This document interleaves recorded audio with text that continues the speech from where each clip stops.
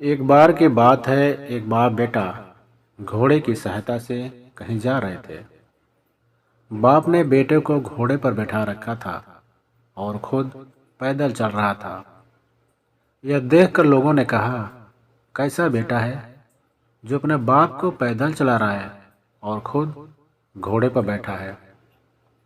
लोगों की यह बात सुनकर बेटा नीचे उतर गया और अपने पिता को घोड़े पर बिठा दिया और आगे की राह पर चल पड़े।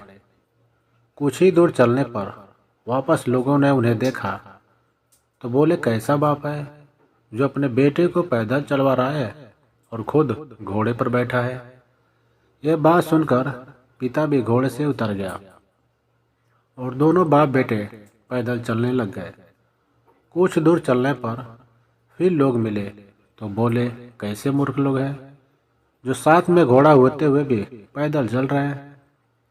यह बात सुनकर बाप बेटे का दिमाग खराब हो गया। अब दोनों घोड़े के ऊपर बैठ गए और वहां से आगे की ओर निकल गए।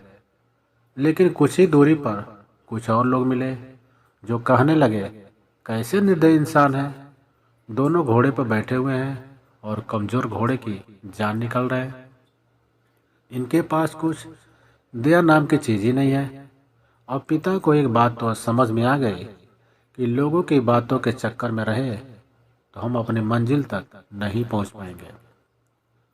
दोस्तों, इस कहानी से हमें शिक्षा मिलती है, आप चाहे जो कर लो, लोग आलोचना करना बंद नहीं करेंगे।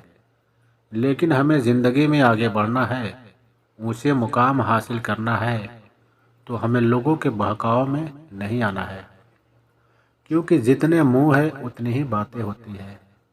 इसलिए हमें अपने सपनों को पूरा करने के लिए जी जान से जुट जाना है और अपने काम पर ध्यान देना है, लोगों की बातों पर नहीं।